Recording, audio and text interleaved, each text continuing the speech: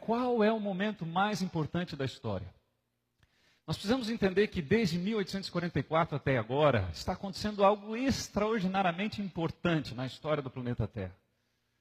E nós precisamos entender de que dentro do contexto do plano da salvação, isso é fundamental para as decisões daqueles que vão se salvar ou vão se perder. Quando Jesus morreu, por exemplo, nós que não existíamos, tínhamos chance de salvação? Nós não existíamos. Não é? Nem se pensava nisso, não tinha como. Agora, qual é o momento mais importante em relação às questões que envolvem salvação?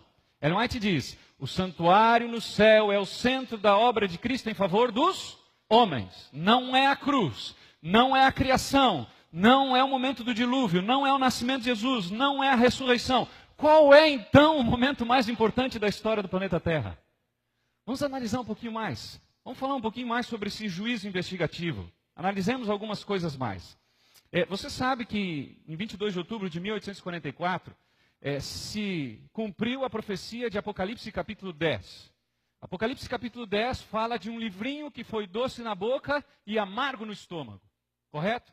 E nós não temos tempo aqui de estudar esse texto, quem sabe em outro momento a gente pode estudar, mas esse livrinho nada mais é do que o livro de Daniel, que foi estudado com muita intensidade ali, não é? Momentos antes de 1844, de maneira especial de 31 a 44, com Miller, e aí surgiu o movimento millerita, a ponto de os historiadores dizerem que 1 milhão de pessoas nos Estados Unidos, das 17 milhões que existiam, se tornaram milleritas, não é?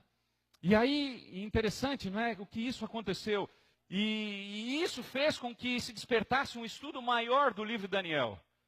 E o livro de Daniel, ele abre então essa situação de um evento muito importante, que a princípio eles pensavam que seria na Terra, mas logo em seguida, no dia 23 de outubro, um cidadão chamado Hira Edson, e ele menciona isso anos depois, ele então estava, depois de ter ficado um tempo no celeiro, orando com aquele povo millerita que não sabia o que tinha acontecido, porque eles esperavam a volta de Jesus. Eles então passam por um milharal, e possivelmente ele e Crozier, que era um outro pioneiro, e aí então ele diz que vê o céu se abrindo e vê Jesus saindo do lugar santo do Santíssimo no santuário celestial.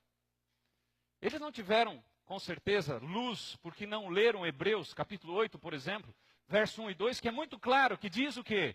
Que Jesus está hoje no santuário, não feito por mãos humanas, no céu. Eles não tiveram a luz propositalmente, Deus não permitiu que eles soubessem disso. Mas por que eu estou falando isso?